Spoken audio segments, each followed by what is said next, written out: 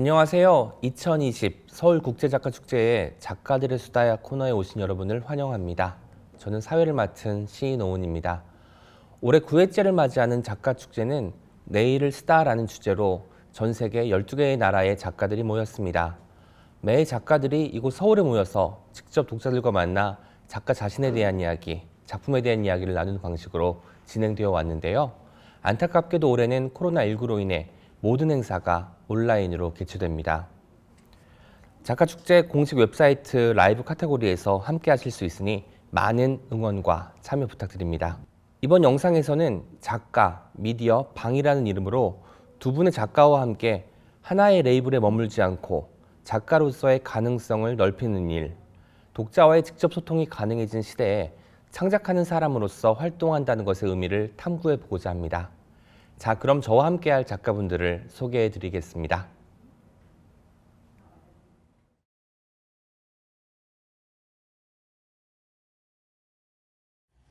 Death Wish. The Hermit. God willing, you will look into the infinite eyes and find what your 100 million breaths in solitude are drawing you into. Many revelations ago, your city had dissolved into a wilderness. The old language hung dry upon your tongue, and the mirages of this world burned up your senses. You thirsted. Right now, you're wondering if you're losing your mind from gladding it too long in camel's hair. By stalking simplicity, you have fallen into a deep hole and now find yourself among the quiet of the poor. The real lesson is beginning at last. There is one more thing to forsake.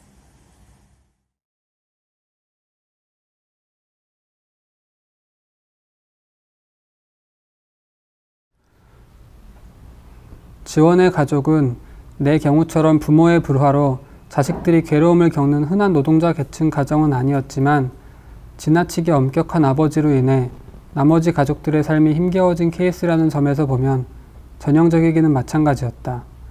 그녀는 늘 모든 것이 정돈되어 있어야 하며 정해진 일정에 맞춰 가족 구성원 전체가 하나의 유기체처럼 어긋남 없이 움직여야 하는 집에서 자랐다고 했다. 공군 중령을 지내다 전역하고 법무부에서 행정관으로 일하던 그녀의 아버지는 집안에도 셀 수 없이 많은 기준과 규칙들을 세워두었는데 지원은 자신도 그 틀에서 한 발짝도 벗어나지 못한 채 평생을 숨죽이며 살아온 어머니처럼 될까봐 두렵다고 했다. 어머니처럼 누구에게도 이해받지 못한 삶을 살면서 어딘가로 떠날 수도 없는 약한 사람이 되어버릴까봐 겁이 난다는 것이었다. 딱 한 사람, 온전히 내 편인 딱 한 사람만 있으면 되는데 어째서 그게 그렇게 힘든 일일까? 우리 가족도 남들만큼 살 수 있는데 특별히 부족한 것도 없는데 아버지가 어머니를 사랑하기만 하면 모든 문제가 해결될 것만 같은데 왜 그러지 못하는 걸까? 안녕하세요, 두 작가님. 정말 반갑습니다. 서울국제작가축제가 시작된 이래로 처음으로 온라인 만남이 진행되고 있습니다. 어쩐지 두 작가님은 이런 만남이 비교적 덜 낯설지 않을까 싶거든요. 특히 그유리슈 작가님은 영상 매체에도 많이 출연하셔서 지금까지 흥미로운 이야기를 적극적으로 전달해 주셨잖아요. 어떤가요? 오늘 같은 비대면 온라인 대담에 참여하는 마음은요? It still feels quite surreal, but I'm getting used to it still. 적응을 했다고 하기에는 사실 그 세팅되어 있는 집안의 설치 물들을 보니까 많이 해보신 것 같다는 느낌이 듭니다. 정영수 작가님은 어떠신가요? 이런 온라인 만남 조금 많이 어색하신가요? 네, 사실 뭐 그렇게 익숙하진 않은데요. 그유리슈 작가님 말씀하신 대로 적응이라는 말이 되게 필요한 시대인 것 같아요. 새로운 뭐 이런 환경이나 새로운 뭐 미디어에도 많이 적응을 해야 되고 이런 곳에서 기존에 하던 것들을 어떻게 다르게 해야 되는지 그런 거에 대해서 새로운 경험을 통해서 많이 적응을 해 나가야 되는 시기가 아닌가. 그래도 어색해서 한번 해보려고 하고 있습니다. 알겠습니다. 편안하게 인사를 나눠봤는데요. 사실 그동안 코로나 블루다 뭐다 해서 잃어버린 일상에 힘들어하신 분들도 참 많았죠. 저 역시 마찬가지였고요. 생업에 어려움을 겪으신 분들도 너무나 많았고요. 마음껏 산책하고 여행하던 시절도 옛날 이야기처럼 느껴지곤 했습니다. 저의 요즘 큰 관심사 중 하나이기도 해서 드리는 질문입니다. 요즘 같은 때에 두 작가님은 어떻게 나만의 일상을 지켜나가고 계시는지 궁금합니다. 먼저 정용수 작가님께서 말씀해 주시죠. 일상이 굉장히 단조로워진 것 같아요. 거의 제가 생각보다 전 사람들을 많이 만나지 않는다고 생각했는데 생각보다 많이 일상이 변했더라고요. 뭐 만남이 줄어들고 집에서 보내는 시간이 많아지다 보니까 뭐 운동을 한다거나 책을 읽는다거나 이런 것들이 예전과 어떤 결이 다른 어떤 그런 방식으로 이어진다는 느낌이 들어서 되게 조용하게 살고 있다는 느낌이 들거든요. 운동 같은 경우도 이제 짐에 가는 대신에 홈트라고 하죠. 홈 트레이닝을 하시는 거군요. 아, 그렇군요. 그 유리 씨 작가님은 어떠신가요? 작가님은 원래 에너지가 넘치셔가지고 여행도 즐겨 하셨을 것 같은데 올해는 어떻게 보내셨는지, 일상은 어떻게 꾸려가시는지 궁금합니다. Well, actually, the early phase of my life hasn't really changed much when the pandemic hit. Because I really don't do much. I mean, it may look like I interact a lot, but I'm a very private person. So I like to do a lot of things in quiet. So, I mean, I start to realize everybody is living my kind of life for a while, for a few months at least. And then I think what became really something I am concerned about is that I tend to do a lot of my writing in cafes, or we call it coffee shop here as well. And so without those being open for a couple of months, that did really affected me. But that's the only thing. Other than that, I think generally I'm very happy to be at home. 저는 사람들에게 여행을 좋아하지 않는다고 말하고 다녔는데요.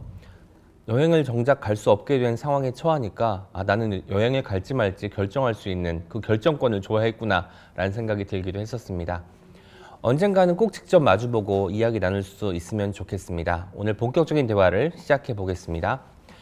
앞서 그유리 씨 작가님께서 영상 매체에도 자주 출연하신다고 말씀드렸는데요.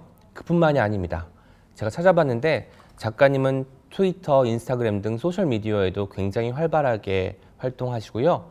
시인이자 편집자, 비평가, 그리고 그래픽 아티스트로서 아주 폭넓은 활동을 하셨거든요. 이런 이야기를 들으면 많은 분들께서 이 놀라운 에너지가 대체 어디서 나오는지 궁금해하실 것 같습니다. 어떠신가요? 경계 바깥을 상상하는 것이 작가님에게는 아주 어려운 일은 아닐 것 같은데요. Frankly, I don't think too hard about these questions because for me, I only write or draw when I have an idea or an inspiration. And then I decide which medium is the best. Sometimes it comes out as a poem. Sometimes it comes out as a comic. Sometimes I have ideas that I collect for an essay. And so this various means that I work in. So, I mean, for myself, it's not conscious. I don't set up to say that that I want to do different mediums, but it's just that I choose the one that is useful and most relevant to the message that I want to put up. And I think when you talk about social media, I mean, again, it depends on perspective because for me personally, I feel as I said, I'm a very private person. People interact with me on Facebook and on Twitter, but really, those aside, you don't see me. I only exist there. So I think a lot of people actually get very surprised when they meet me because it's almost like, that some character on the internet came alive. 네, 쓰고 싶은 것이 있을 때 그것이 어떤 매체와 적합할지 고민한다고 말씀하셨습니다. 그러기 위해서는 매체에 대한 관심이 필요할 텐데요. 새로운 것이 나오면 가장 먼저 실험해 본다거나 시도해 본다거나 하시는지 그것도 궁금합니다. Yes, I do. I mean, I think one of the things that COVID definitely made me more interested in is to put up my poems on Instagram, for example. I mean, I have a series. I think now it's about 30 or 40, coming to 40 poems that I've written that I put up of my experience of the pandemic.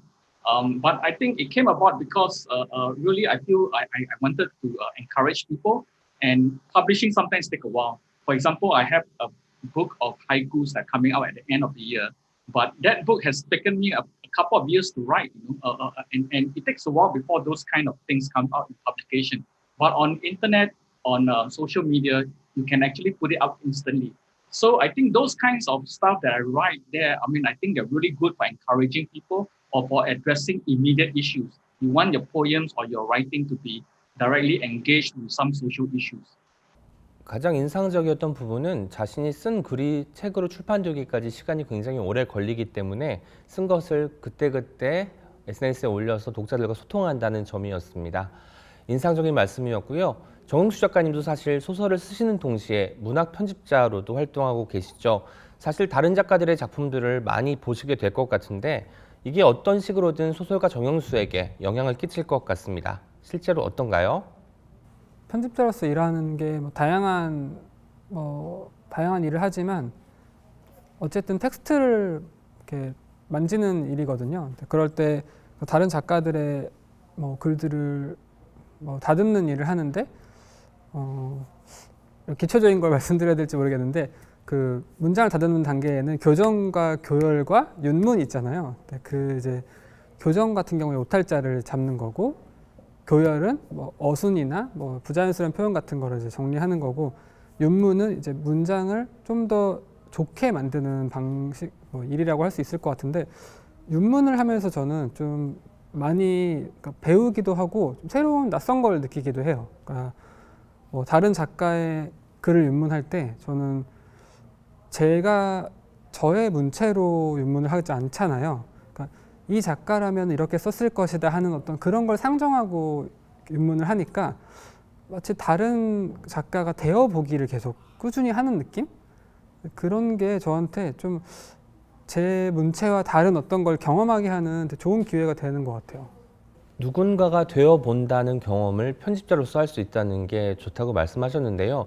실제로 나쁜 점도 있을 것 같아요. 왜냐하면 좋은 소설을 만나거나 유명한 작품을 만나게 되면 알게 모르게 영향을 받을 수도 있겠다라는 걱정이 생길 것 같거든요. 이거에 대한 답은 어떻게 들려주실 수 있을까요? 네, 그건 아까 말씀드린 것이랑 같은 상황이 또 단점으로 작용할 수도 있는 거죠. 거기에 너무 이제 영향을 받게 되면은 내 문체를 잃어버리게 될 수도 있고, 편집자로서 쓰는 글들, 또 기능적인 글들, 목적이 분명한 글들 그런 것들을 쓰다 보면은 내 문체도 더 단조로워질 수 있고 그런 불안 요소도 좀 있는 것 같아요. 그리고 추가로 그런 것도 있어요. 그 작가들을 너무 많이 알게 된다.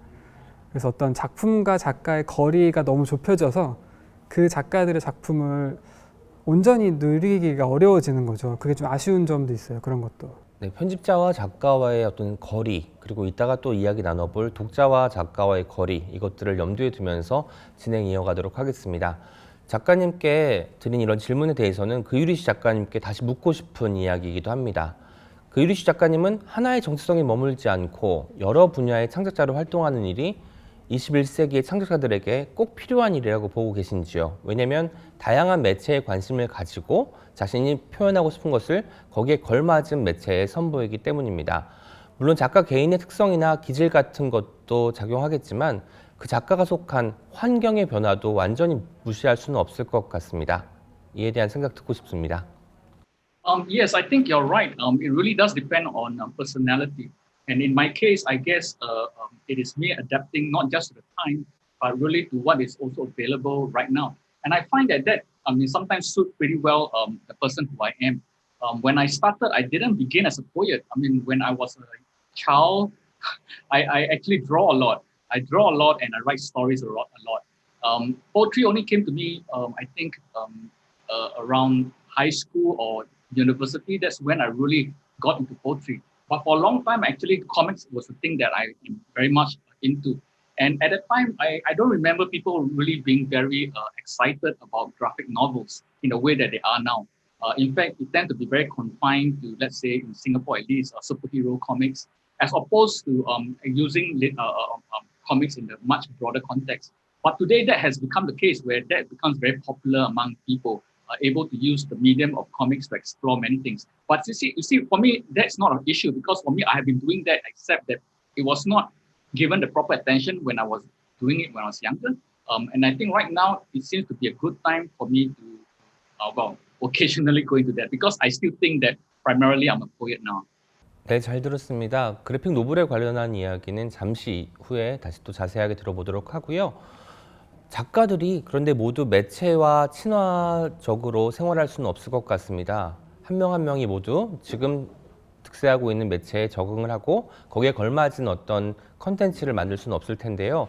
그런 의미에서 정용수 작가님께서 편집자로서 기획하신 문학 플랫폼 웹진 주간 문학동네 이야기를 하는 게 의미가 있을 것 같습니다. 작가님이 한 칼럼에서 작가들에게는 안정적인 원고료와 지면을 제공해 장편소설 집필을 지원하고 독자들에게는 그들이 써내는 장편소설을 가까이 접할 수 있는 플랫폼을 생각하고 있다라고 말씀하시면서 이 웹진의 기획 의도를 밝히신 적이 있는데요. 문학 플랫폼의 필요를 느낀 이유가 무엇이었는지 조금 더 자세하게 들려주세요. 지금 아까 말씀하신 대로 뭐 SNS 등 뭐 새로운 미디어나 매체가 등장을 많이 하고 있는데요. 저는 오히려 이렇게 웹진처럼 접근하기 쉬운 어떤 채널을 하나 만드는 게 약간 속도를 늦추는 어떤 그런 방법 중에 하나였어요. 기존에 오랫동안 시간을 들여서 창작을 해서 좋은 장편 소설, 좋은 한 권의 책을 만들 수 있었 어떤 그런 기회가 있었는데 요즘엔 너무 빨리 돌아간다는 느낌이 있어서 오히려 이번 웹진은 독자들을 위한 게 아니라 창작자를 위한 공간이에요. 그래서 안정적인 공간에서 차근차근 본인의 작업을 할 수 있도록 지면과 원고를 제공하는 게 목적이었던 거죠. 근데 그게 단순히 뭐 원고료를 받고 원고를 드리고 원고를 받고 이런 것보다 그 독자들과 조금이라도 어느 정도 나눌 수 있는 점이 있을까 해가지고 가장 단순한 형태의 페이지를 만드는 게 주간 문학동네였어요.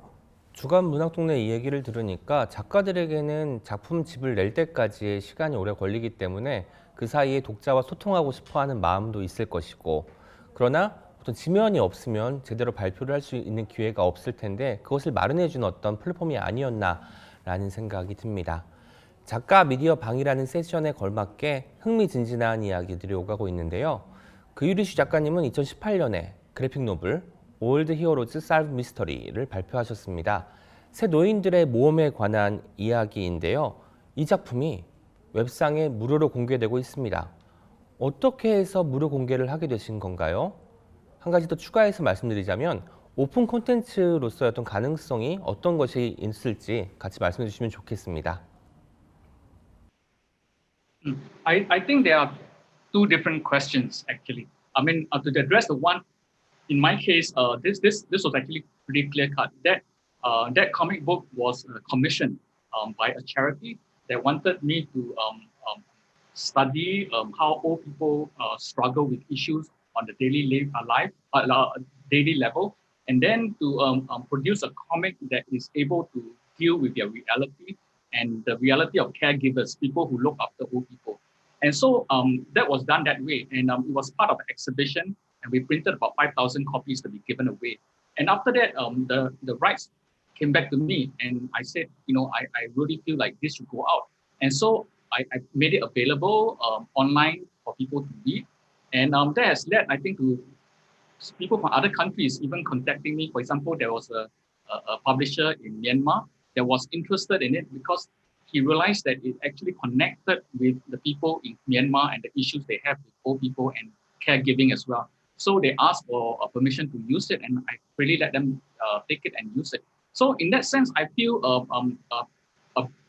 whole new world has opened up where we do not need to think that our content is limited to our society. It is one that elsewhere, if you were to put it up online, will be able to take, and take and use. But of course, the issue is about free content. I don't feel that it ought to be that kind of done in such a way that people actually, artists don't get paid for the work. In my case, it actually was. It's just that after that, I allowed it to be used by others if they want to. But first, of course, by contacting me. 추가적으로 한 가지만 더 질문 드리겠습니다. 이 공유가 언젠가는 다시 이제 문학가 자신에게 경제적으로든 혹은 문학적으로든 보상이 올 거라고 생각하시는지도 알고 싶어요. No. In fact, I think some artists are very conscious about not sharing their material online because they are afraid it gets stolen. They are afraid that people will use it without permission. But I feel yes, there are works that of mine that I will not put online, but there are works on that I do that I feel it has a more direct relevance to people, and I want people to benefit from it more immediately. And the money doesn't count to me; the economic benefit doesn't matter to me. And so those I would happily put online. And also the stuff I put online sometimes are experimental in the sense that I'm not sure whether this will be the final form of a poem, but I put out there to get a sense of how people are responding to it. I think this is one thing that is changing definitely with new media. And the role of the artist, the role of the writer, the poet is actually subtly changing. What I mean here is that, I'm not sure whether this is the case in Korea, but in at least the English-speaking world, there is this rise of what we call the Insta poets, the Insta poetry. That means poets who actually write very short words that may well controversially be considered not so good poems. But nonetheless, they get a lot of likes. They get a lot of people supporting them and going and encouraging them in what they're doing.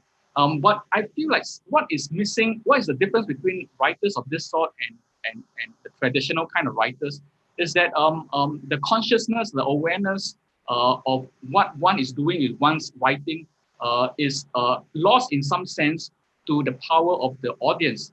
And I'm not sure whether that's entirely okay, because sometimes I feel the writers themselves have to explore something very close to them. And even if someone does not like it as much, he still feels like he has to do those work. And that's what I feel writers today have to still maintain that core, the core of commitment to what they want to pursue with their writing, and not entirely just give in to likes, give in to shares, giving to people on online, circulating the work and then just expanding their popularity, and at the same time also, of course, the economic incentive. 네, 추가적으로 한국에서도 인스타그램을 활용해서 시를 쓰는 사람들이 있다고 전해주시면 좋겠습니다. 두 분이 하시는 일들이 어떻게 보면 장벽을 없애고 경계를 낮추는 일 같습니다. 그러니까 독자와 작가와의 거리를 많이 좁히기도 하고, 또 나라와 나라 사이에서 자유롭게 텍스트 사이를 오갈 수 있게 만들어주는 일을 하고 계시는 것 같은데요. 한국에서도 문학을 보다 쉽게 향유할 수 있도록 여러 가지 다양한 시도들이 이루어지고 있습니다. 문학 편집자이자 소설가로서 정영수 작가님이 최근에 관심 있게 보고 있는 한국 문학의 시도가 있다면 좀 이야기해 주시죠. 요즘 한국 문학의 시도라고 하면은 아주 최근은 아니지만 문학가 지성사의 소설 보다와 같이 어떤 아니면 문학동네 젊은 작가상 수상 작품집처럼 어떤 보급가라는 거를 책정해서 책을 이제 판매하는 것들이 있어요. 근데 그게 독자들이 이 소설이 좋은지 안 좋은지 낮은 가격에 확인해 보라는 그런 시도인데요. 제가 최근에 온라인에서 쇼핑을 하다가 많이 보기도 했어요. 뭐 신발 신어보고 30일 동안 신어보고 뭐 좋은지 안 좋은지 결정을 해라. 뭐 핸드폰도 뭐 TV 광고에서 봤는데 한 달 동안 써보고 안 좋으면 환불을 해라, 이런 식으로. 그러니까 이 소비자가 예전처럼 어떤 그 미디어의 이미지에 의해서 만들어진 무언가를 이제 구매하는 게 아니라 정말 좋은 거를 찾아내는 법을 알기 때문에, 그러니까 이제는 정말 좋은 것을 준비해서 그것에 대한 자신감을 가지고 뭔가 다가가야 되는 그런 시대가 왔다고 보는 거죠. 그래서 문학에서도 그런 식으로 이제 시도가 되는 것 같은데, 어쨌든 뭐 웹진이나 뭐 보급가나 이런 식으로 뭐 가벼운 책이나 이런 식으로, 그러니까 접근성을 매우 낮춰서 일단 한번 이거를 느껴볼 수 있도록 하는 시도들이 굉장히 다양하게 있는 것 같아요. 네, 거기에서 저는 약간 뭐 위험성이라고 한다면은 그 안에 들어가는 작품들이나 그 콘텐츠들을 어떤 방식으로 선별할 것인지, 이게 좀 숙제라고 보고 있어요, 저는. 문학과 지성사의 소설 보다, 그리고 문학동네의 젊은 작가상 수상 작품집 이야기를 들려주셨는데요. 두 가지의 어떤 책을 떠올리고 나니까 독자와 작가와의 거리를 좁히는 것은 물론, 우리가 문학이라는 장르는 읽는 사람만 읽는 것이라고 지금까지 생각해 왔는데, 그것이 아니라 나도 한번 읽어볼까 하는 어떤 모험심을 생기게 만들어준다는 공통점도 있는 것 같습니다. 그 유리 씨 작가님께 연결해서 여쭤보도록 하겠습니다. 싱가포르의 경우는 어떤가요? 문학을 둘러싼 주목하고 있는 시도가 있는지, 싱가포르 문학 환경을 어떻게 바라보고 계신지, 혹시 한국 독자와 출판계에 자극을 줄 만한 이야기가 있다면 함께 들려주세요. Um, well, there are a lot of experiments in Singapore to try to, I think, expand the reading base for literature. Because I guess with a new generation of readers and a new generation of writers, a new relationship with books are also being explored. And for example, I mean, social media aside, that's where actually everybody in most countries seem to be doing the same experimental work. Socially speaking, we have, for example, young writers doing really quite interesting things. For example, there's one that always amused me, and they have done it, I think, at least twice or thrice already. It is to merge poetry with wrestling. So what they do is that they have wrestlers perform at the same time poetry being read that relates to the actions of the wrestling.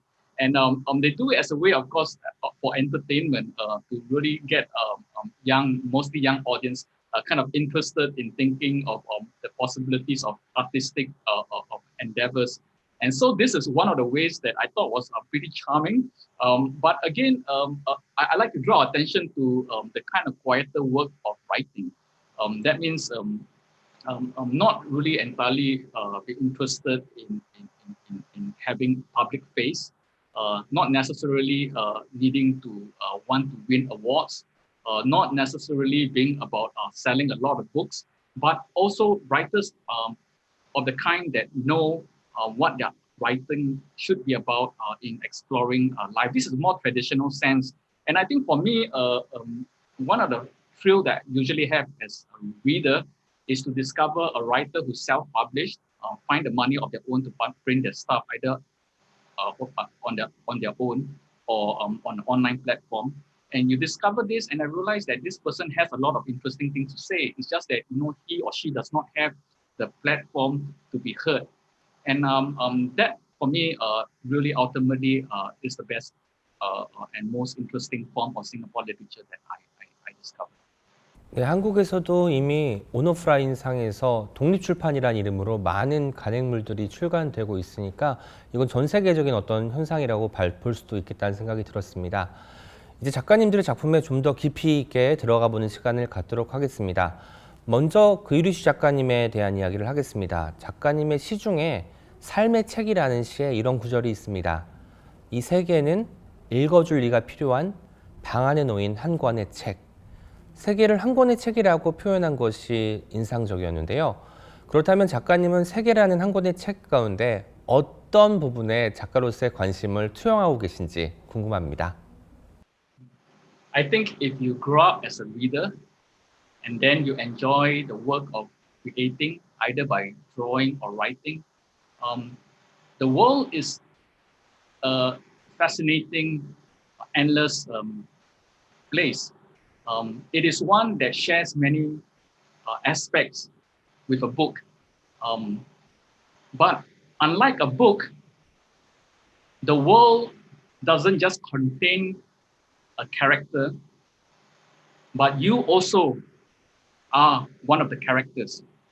And unlike a book that has an ending, the world itself is one in which you are thrown into the middle.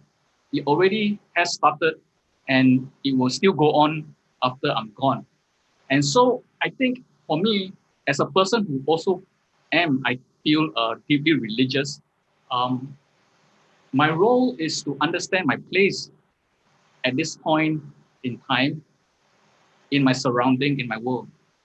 And therefore, if you see in the context of a book, I am trying to be self-conscious of who I am as a character, and to realize that I am part of a plot, and I nonetheless get to decide how to make the right decisions, how to do the right things. And of course, I will have my failures, and I will have my suffering. I will have, my heartaches, and I may have all sorts of frustrations in my work. But yet, what kind of person I want to be, how dimensional a character I wish to be. I think that aspect of the world that I have, that I think about, is very much informed by the reality of the book. 네, 잘 들었습니다. 그 책에서는 이야기를 끝까지 읽으면 어쨌든 결말이 나는데 반해서 세계 속에 있는 사람은 그 삶이 다하더라도 세계는 계속된다라는 부분이 인상적이었는데요. 그리고 더해서 그 책 속의 어떤 장면이나 구절 때문에 세계관이 바뀌고 자기 자신이 구성된다는 점도 참 좋았던 것 같습니다. 혹시 그유리씨 작가님께서 한국 독자들에게 추천해주고 싶은 작품이 있는지 들어보고 싶어요. 본인 작품이 아니고 그냥 뭐 많이 알려진 작품도 상관없습니다. Well, I think there's a poet that really influenced me a lot, and I didn't realize he influenced me as much until I started to put together poems for this book that of mine called Death Wish. It has a very scary cover, and that poet is Pessoa.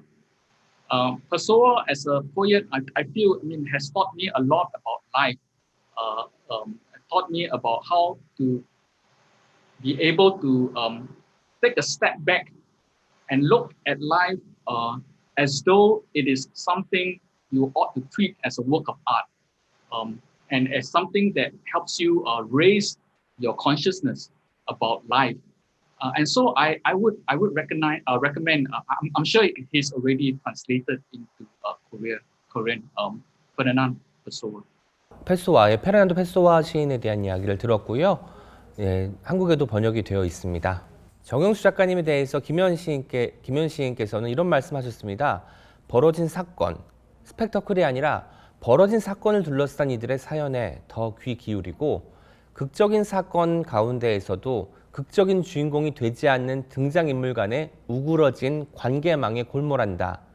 마치 우리 삶에 허락된 스펙터클이 사실 그리 많지도 그리 경이롭지도 않다는 것을 말하기 위해서인 것처럼 이라는 문장을 쓰셨는데요. 두 가지 질문을 엮어서 드리겠습니다. 관계라는 것이 정영수 소설의 주요한 질문이 되는 이유는 무엇일까요? 그리고 요즘 고민하고 계신 화두가 뭔지, 그리고 그것을 반영한 작품이 혹시 지금 발표가 되었는지도 듣고 싶어요. 일단 관계에 대해서 제가 관심이 특별히 많다고는 사실 생각을 못했었어요. 뭐 일반적으로 어떤 문학 작품, 서사 예술 안에는 여러 명의 인물이 등장하고 어쨌든 어떤 관계를 맺어가면서 이제 이야기가 진행되니까. 그런데 그 최근에 제 소설을 모아놓고 이제 책으로 보고 그러다 보니까 특별히 그런 거에 관심이 좀 있다는 느낌을 제가 받긴 했어요. 근데 그 이유는 관계라는 건 기본적으로 그 나와 상대가 서로를 완전히 이해할 수 없기 때문에 저는 무수한 오해로 이루어진다고 생각하거든요. 근데 그게 이제 인간의 어떤 그 자아를 가진 인간의 숙명이겠죠. 근데 그렇게 저는 오해하는 방식이 자신을 드러낸다고 생각해요. 그래서 내가 어떤 방식으로 어떤 것을 오해하느냐, 이게 나를 들여다볼 수 있는 길이 되는 거고, 그리고 관계에는 시차가 있다고도 생각하거든요. 과거에 가까웠지만 지금은 먼 사람, 과거에는 가깝긴 했지만 지금은 약간 더 가까워진 사람, 어쨌든 이런 식으로 어쨌든 시간이 어떤 그 지층이나 나이테처럼 쌓이게 된다고 생각해요. 저는 관계에. 네, 그렇게 봤을 때 그 시점에 내가 지나온 시간들이 화석처럼 그때가 남아 있는 거죠. 그래서 어떤 그 시간을 함께 겪은 사람과의 관계를 생각하면은 그 시기에 나를 알 수 있고 현재의 나에 대해서도 조금 더 생각할 수 있고 그런 면들이 있다고 생각해서 결국에 나를 알아가려면은 나에 대해서 골똘하게 생각하는 것보다 내가 관계 맺고 있는 다른 사람들에 대해서 생각하는 게 오히려 나를 알아가는 길인 것이다. 그런 생각이 좀 있는 것 같아요. 왠지 오해가 더 많아지면 많아질수록 정영수 작가님의 작품은 더 풍성해지지 않을까라는 생각이 들기도 하네요. 특히 이번 작가축제를 위해서 주신 작품도 결국은 관계 속에서 내가 어떤 위치에 있는지를 파악하게 해주는 작품이었잖아요. 지금까지 제가 준비한 질문들을 두 작가님들께 드려봤는데요.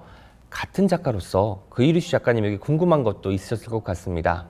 드물게 좋은 기회이기도 하니까 먼저 정윤수 작가님께서 유리수 작가님께 질문을 드리면 어떨까라고 생각해봤습니다. 사실 여쭤보고 싶은 게 되게 많았거든요. 이 국제 작가 축제 한다고 했을 때 이제 해외에 계신 작가분들이 이제 서울에 와서 같이 며칠 동안 시간을 보내면서 대화를 많이 나눌 수 있을 거라 생각했는데 그럴 시간이 좀 없어서 좀 아쉽다는 느낌이 있어요.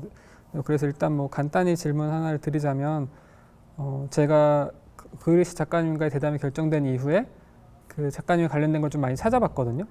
그런데 뭐 시도 있고 그래픽 노블도 있고 아까 얘기 나온 그런 것도 있고 뭐 유튜브 영상도 있고 어떤 뭐 싱글리시란 어떤 언어에 대한 강의 같은 것도 있고 굉장히 많은 활동들을 하시는데 그게 되게 재밌더라고요. 그런 어떤 열정 같은 게 어떤 그런 뭔가를 하고자 하는 어떤 열망 같은 게 어떤 방식으로 생성되는지가 궁금한데 좀 질문을 좁히자면은 어떤 표출하고 싶은 무언가가 있어서 그것을 표출을 할 수밖에 없어서 하는 것인지 아니면 어떤 곳에 이게 뭐 문학적이든 아니면 스스로의 뭐 자아에 관련된 것이든 어떤 다다르고 싶은 어떤 곳이 있어서 거길 향해서 계속 나아가는 방향인 것인지 그게 좀 궁금합니다.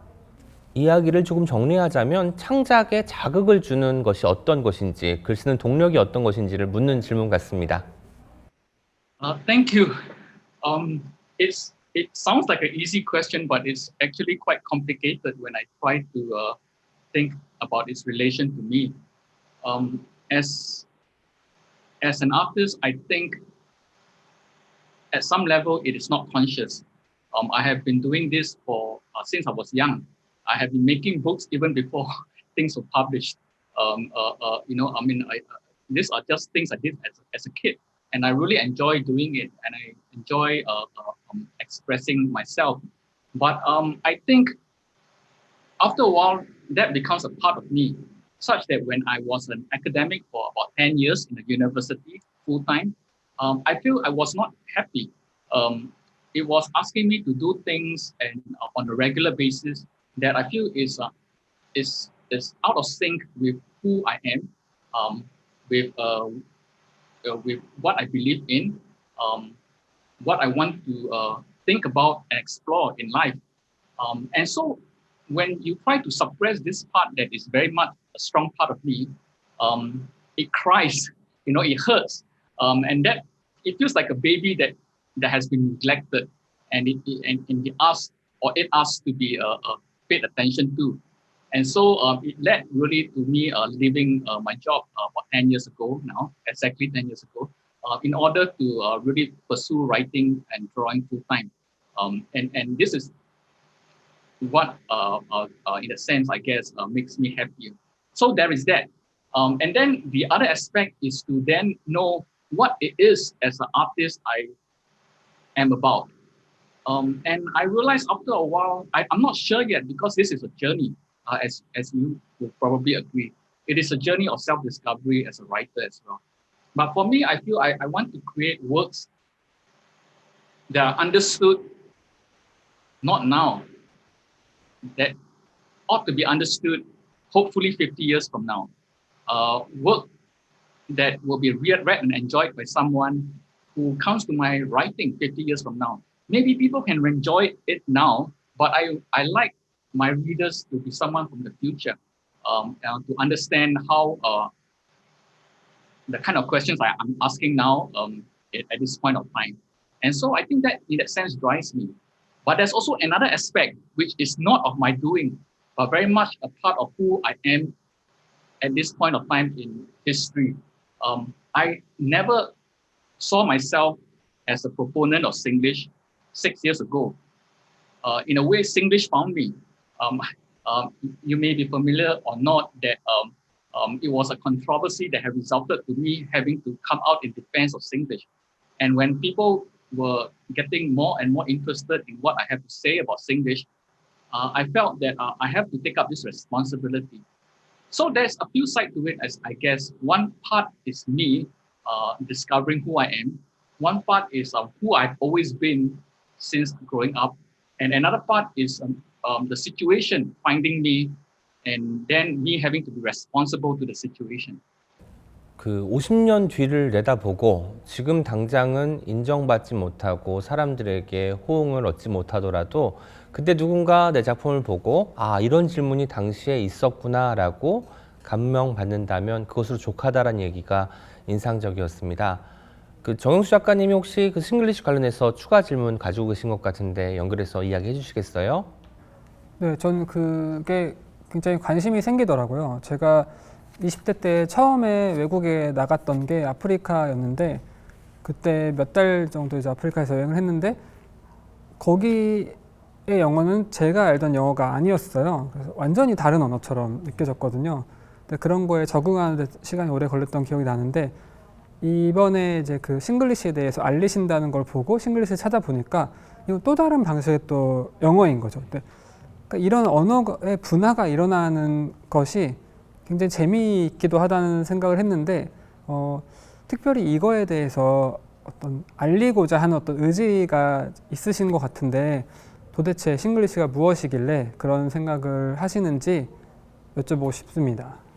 네, 아까 작가님께서 싱글리시에 대한 이야기를 살짝 해주시긴 했지만 정확히 싱글리시가 어떤 것이고 그것을 알리는 일이 왜 중요하고 관심을 특별히 갖게 된 이유가 무엇인지에 대해 질문을 하셨습니다. Well, I think we are at an interesting time in the history of Singlish.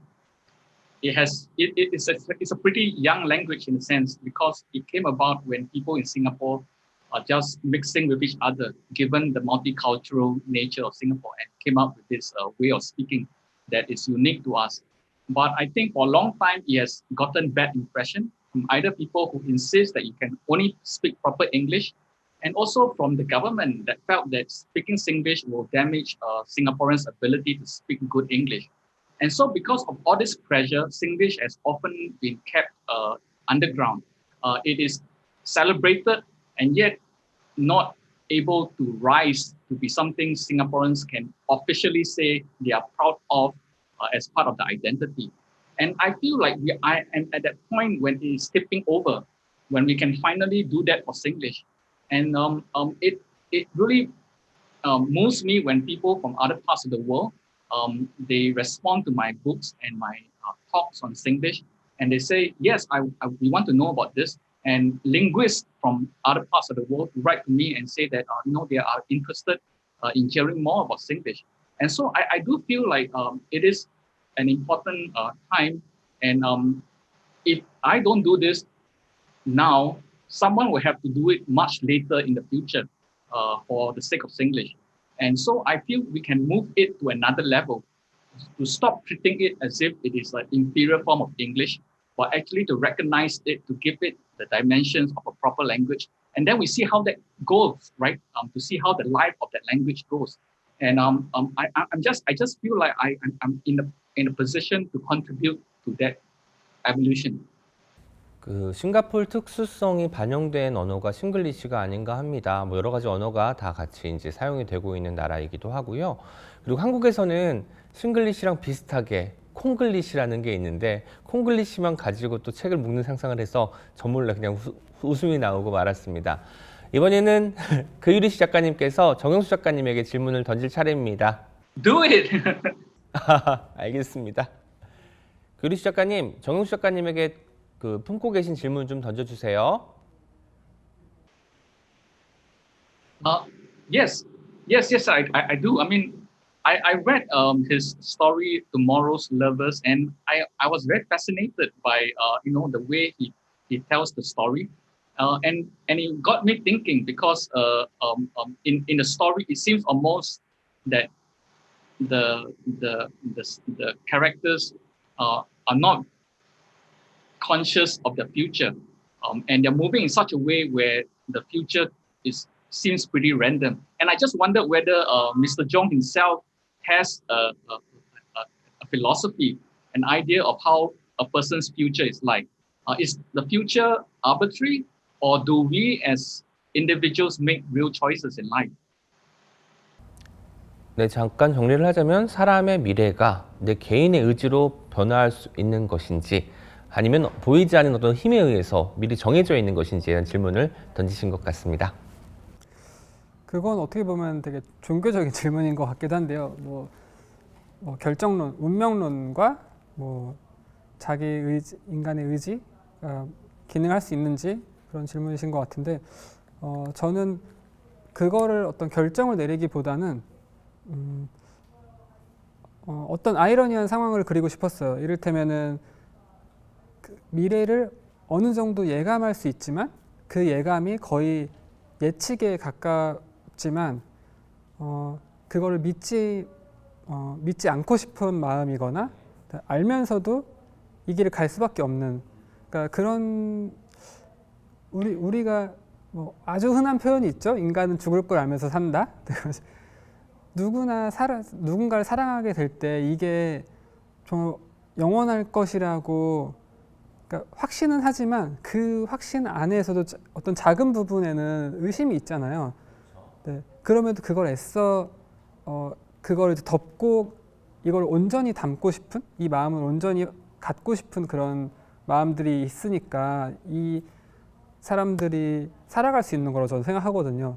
그러니까 알지 못하는, 알지 못하지만 알고 있는, 그러니까 이런 아이러니한 상황 속에서 그러니까 특히 사랑하는 사람들의 관계에서 이제 그런 일들이 많이 일어난다고 생각하고, 그래서 이 소설들에 나오는 연인들은 과거에 이제 헤어진 연인도 있고 현재 연인도 있지만, 그러니까 내일 연인들에 대한 어떤 기대감이랄까요? 그 사람들은 어떤 선택을 할 수 있을지 그런 의문을 가지고 좀 의문을 표현하고 싶었어요. 말씀하신 것처럼 그 기대에는 잘 될 거야라는 마음도 있지만 잘 되지 않으면 어떡하지? 라는 불안도 같이 들어가 있으니까 그 두 가지 어떤 양가적인 감정이 다 잘 녹아 들어간 소설이 아닐까라는 생각이 들었습니다. 그리시 작가님, 다음 질문이 또 있다고 들었습니다. Yes, but before that, I would like to add that yes, I do agree that I think the sense of ambivalence in the story was very moving. I think when you reach the end and they talk about the ghost of the place, is actually both present in the past, and then you're left wondering whether is history repeating itself, or is there a way out of it that the new couples, the young couples, is actually finding a way out of this maybe a forced repetition. But you left at that note, and I thought that ambivalence was just brilliant. But my other question really is, where do you find your ideas for your stories? Because they seem to come from a very profound reflection on relationships and on human emotions specifically. 하나의 소설을 시작할 때 어디서 출발하는지 이런 것에 대한 질문이라고 여겨집니다. 여기에 대한 답변을 부탁드립니다. 되게 다양한 시작 방법이 있지만 결국에는 책상에 앉아서 문장을 쓰기 시작하면서 시작이 되는 경우가 많은 것 같아요. 그러니까 어떤 이야기가 이렇게 일어나서 저렇게 끝나는 이야기를 써야겠다 하고 책상에 앉는 게 아니라 어떤 이야기를 해야겠다. 그런데 무슨 이야기를 할까로 시작을 하는 것 같아요. 그러면서 내가 앉아서 생각을 하는 거죠. 앉아서 이런저런 내가 경험했던, 느꼈던 감정들을 쓰기 시작하면 소설이 잘 안 되더라고요. 그래서 저는 상황으로 시작을 하려고 해요. 결국에는 이 내 연인들 같은 경우에는 이혼하는 부부가 살고 있던 집이 안 나가서 거기에 대신 살아주는 커플이 있으면 어떨까, 이런 생각을 하게 돼서 시작을 한 거죠. 그 이후에 어떻게 이야기가 흘러갈지는 미리 구상을 한 건 아니었고, 그러면서 그 이야기가 굴러가는 도중에도 계속 그게 필요한 것 같아요. 어떤 경험적 아이디어, 계속 이렇게 고민하고, 그러니까 계속 이 아이디어를 어디선가에서 흡수해야 되는 거죠. 어떤 아이디어 하나로 그 소설이 처음부터 끝까지 쭉 나가는 게 아니라 계속 어딘가에서 수혈을 하다 보니까 처음 예상했던 것과 약간 다른 방식으로 소설이 결국 가게 되는 그런 거죠. 처음에 소설을 시작하게 만들어준 상황을 설정하고 실제로는 그것을 쓰면서 어디로 갈지 모르겠지만 어쨌든 이끄는 대로 휩쓸려 가는 정영주 작가님의 모습이 그려지기도 합니다. 그렇기 때문에 저는 소설이라는 게 이런 느낌이에요. 우리가 지금 사회에서는 분명한 것, 뭐 이런 것들을 잘 표명하고 증명하는 것에 혈안이 되어 있는데 모호한 것, 말하기 애매한 것 이런 것들을 끄집어내주는 게 문학만이 할 수 있는 일, 그 중에서도 소설이 잘하는 일이라는 생각이 들었습니다. 오늘 이 대화가 주제가 작가, 미디어, 방입니다. 두 분에게 공통적으로 질문을 하나 더 드릴게요. 두 분이 가장 편하게 생각하는 미디어가 있다면 무엇일까요? 미디어라는 단어는 사실 미디에이트, 중개하다라는 단어이기 때문에 이런 공기, 제 목소리가 여러분에게 들리는 것도 하나의 미디어라고 표현할 수도 있을 텐데요. 뭐 TV뿐만 아니라 책도 미디어일 수도 있을 것 같고 요즘 우리가 많이 쓰는 스마트폰도 미디어의 하나일 텐데요. 어떤 미디어에 가까운지 먼저 정윤수 작가님에게 먼저 여쭤보고 싶습니다. 생각 안 해본 질문인 것 같아요. 그러니까 되게 다양한 미디어라는 거 어쨌든 소통하는 방식이라고 생각하면 되겠죠? 어떤 식으로든 타인과 연결되는 그런 거니까 생각 안 해봤는데 지금 든 생각은 저는 전화를 가장 편하게 생각하는 것 같아요. 예. 그러니까 누군가와 1대1로 나눈 대화를 하는데 사람이 앞에 있지 않고 음성으로만 나누는 대화인 거죠.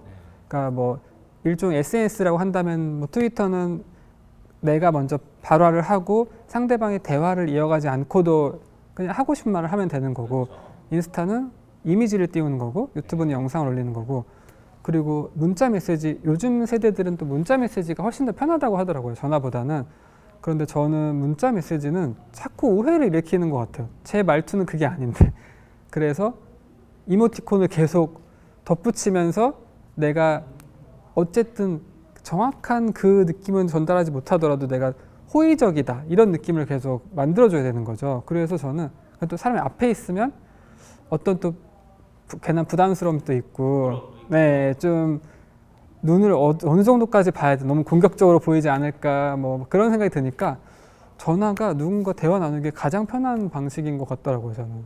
와, 제가 알기로 지금 세대 그러니까 신세대 분들은 전화하는 것에 대한 공포가 있어서 비대면 방식의 모든 것을 선호한다고 들었는데 아직까지 전화 통화를 하면서 그 사람의 어떤 온기와 채취를 느끼려는 분이 계시다는 거에 놀랐습니다.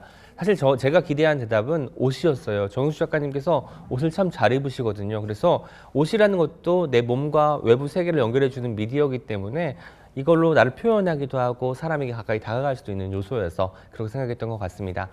그유리 작가님께서는 가장 가까운 미디어가 어떤 것인지 답해 주세요. Mr. Chong makes me feel young because I love to use Facebook. This is not something that I chose. In fact, again, the medium chose me when I was starting to use Facebook 10 years ago. I think one of the controversies in Singapore that involves a kind of religious group really taking over the control of a secular women's association. My role in putting up on Facebook my objections, I wrote it out, and that actually gained me a lot of friends that some of them I've not met even face to face, but I talk to them almost every day on Facebook.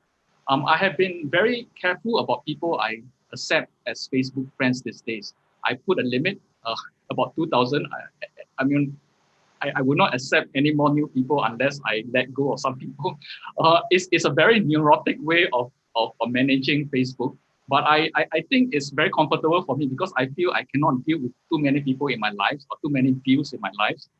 And so I put a limit to people who I think can help me think about issues. And daily, I think I use it to share news because, again, it is useful for me. I consume a lot of news, but I need a place also to record the news so that I can go back to them when I want ideas. And whenever I have thoughts or lines or reflections or questions that I have, I will also put it up. And my friends, my Facebook friends, would think that those are for them, but it really is for me because I want a place where I can go back to these thoughts when I want to write a poem or I want a certain feeling that I felt was useful to think about again later. and it is a kind of archival medium for me. But at the same time, it allows me to give people who are curious about my life a face which they will normally don't see. As I said, I'm a very private person. So the persona here exists in Facebook. That's the one of that's a side of me that interact with on a daily basis. But the person, I think sometimes when they meet me on the streets or in a coffee shop and they say hi to me, they suddenly realize that I don't respond very well to their greeting, because I suddenly this wall comes out and I don't want to get too close them to get too close to me. But online it's different. So I think it works with me at some level.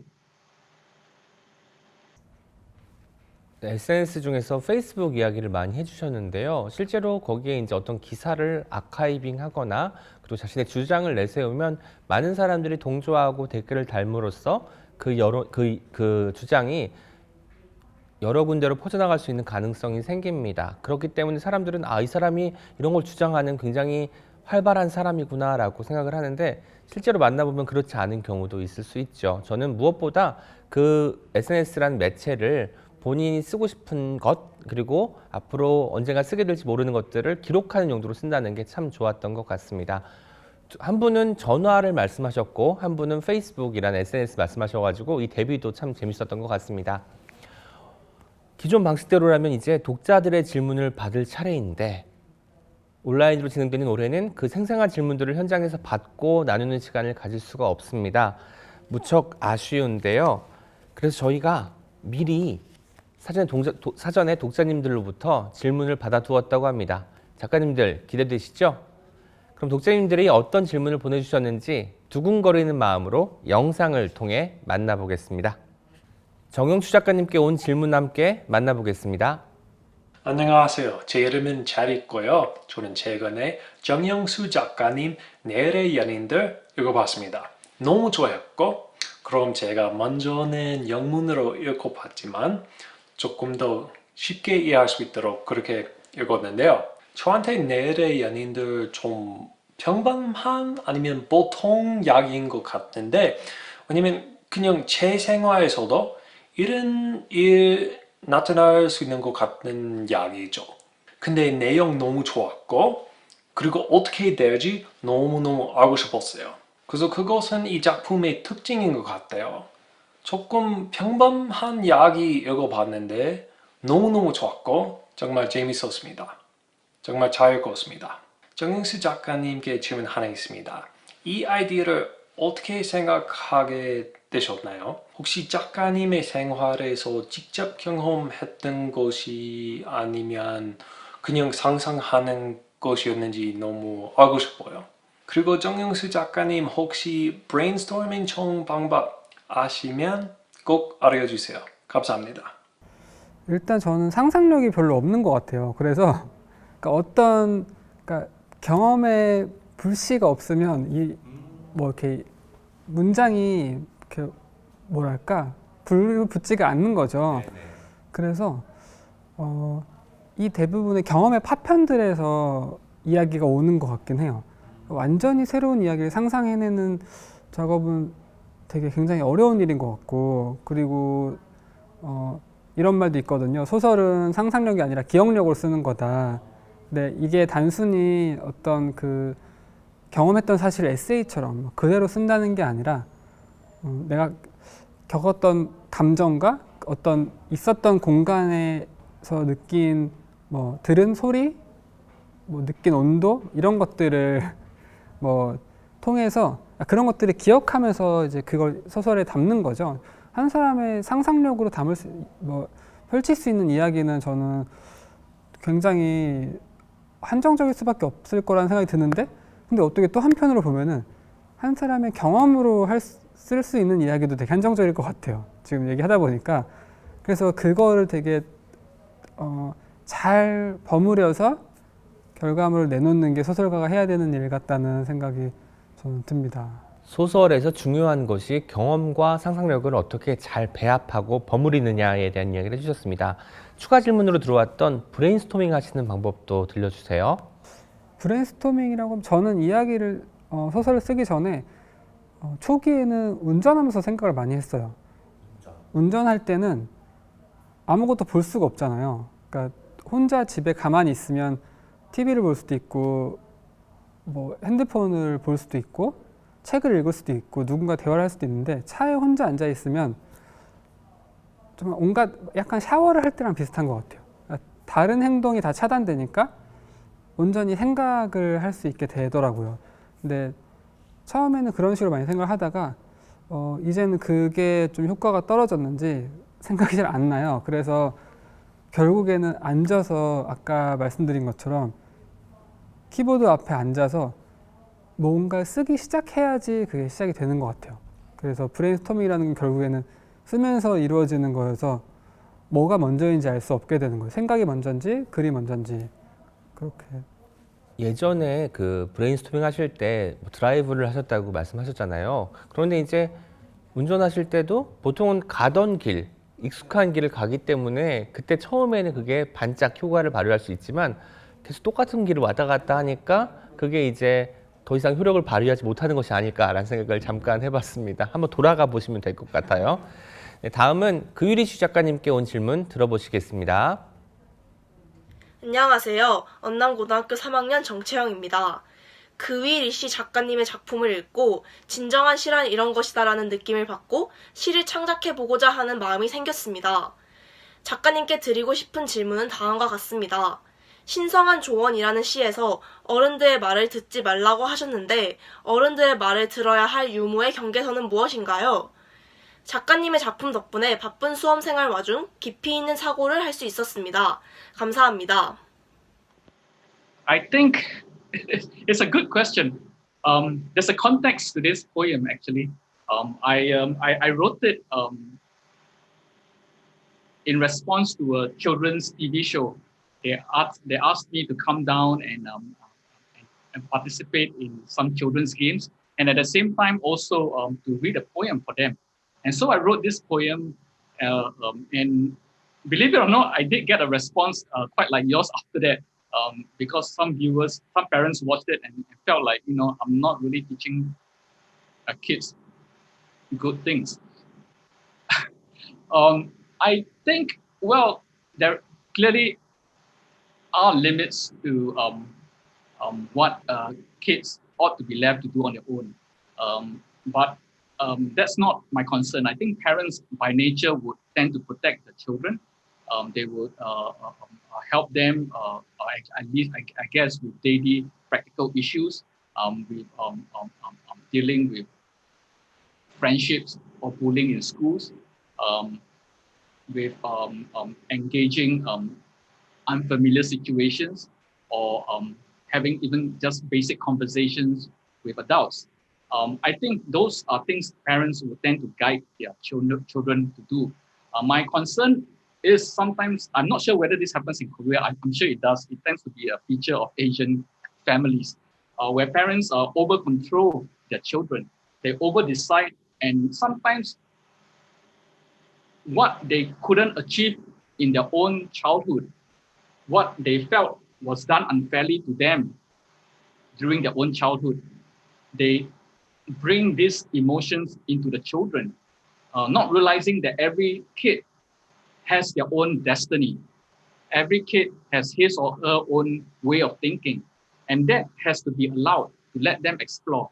The poem specifically really is about that, is to let children know that there is a way past sometimes what your parents tell you, not to see that that is the gospel truth.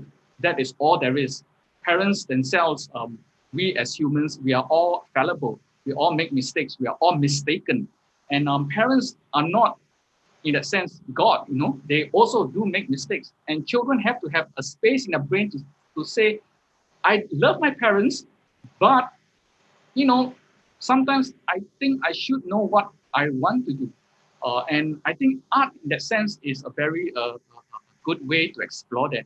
In fact, in the book where this poem appears, I'm not sure whether you can see clearly, there's actually a drawing I did of a kid drawing the crayon line that is in the poem, right? And right down here, the page number is different. it's handwritten as opposed to the usual printed page number. And I thought that was a pretty cheeky way of suggesting that, sometimes we ought to be allowed to make our lives different, and we should be able to teach our children that. 좋은 말씀 전해주신 작가님들께 다시 한번 감사 말씀드립니다. 저는 예상보다 훨씬 다양하고 깊은 이야기가 오가서 무척 즐거웠는데요. 정은수 작가님 오늘 어떠셨어요? 저는 오늘 어떤 새로운 경험에 대해서만 생각하고 온 것 같아요. 그러니까 이렇게 온라인으로 외국에 계신 작가분과 대화를 나누는 것도 좀 새롭다. 근데 그 대화 내용 자체도 굉장히 의미가 있는 것 같네요. 그래서 되게 많은 생각을 하게 됐고 되게, 정말 즐겁고 반가운 자리였습니다. 왠지 정은수 작가님은 오늘 끝나고 페이스북에 가입하지 않으실까라는 생각이 드네요. 그유리 작가님 오늘 어떠셨나요? I personally learned a lot from listening to Mr. Chong and his ideas about relationship, and and he keeps me in check by telling me how what my writing means to him. I'm not sure he convinced me to use the phone. I'm still very afraid of phones, especially when it rings. I tend to just let it ring rather than pick it up. But the other aspect of what he says, I find it very meaningful and very helpful. Thank you. 그럼 끝으로 이 영상을 시청해 주신 분들에게도 인사 말씀 부탁드릴게요. 정은수 작가님 먼저 영상 보시는 분들께 인사 말씀 부탁드려요. 이렇게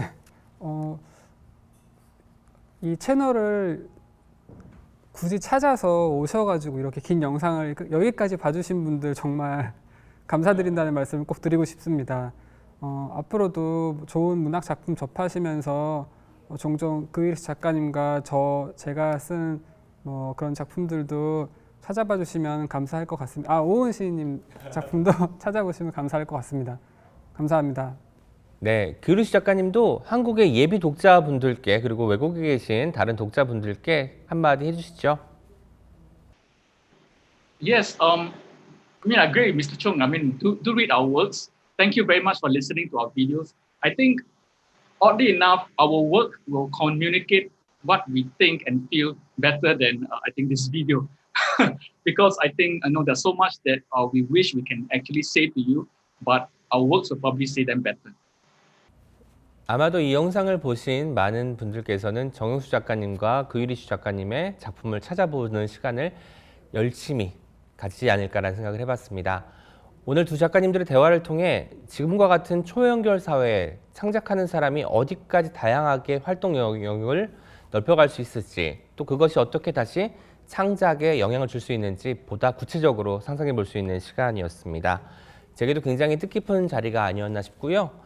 영상을 시청하시는 많은 분들, 특히 앞으로 어떤 것을 창작하겠다고 마음먹는 분들께 도움이 될 이야기가 많았다고 생각합니다. 자, 이로써 2020 서울국제작가축제 작가들의 수다, 작가, 미디어 방 세션을 마치도록 하겠습니다. 서울국제작가축제는 11월 8일 일요일까지 온라인으로 진행됩니다. 행사 기간 동안 다양하고 흥미로운 프로그램이 업로드될 예정이니까요. 많은 기대 부탁드릴게요. 내년에는 꼭 여러분과 직접 마주보고 호흡할 수 있기를 기원하며 인사드리겠습니다. 저는 지금까지 시인 오은이었습니다. 시청해주신 여러분 진심으로 감사 말씀드립니다.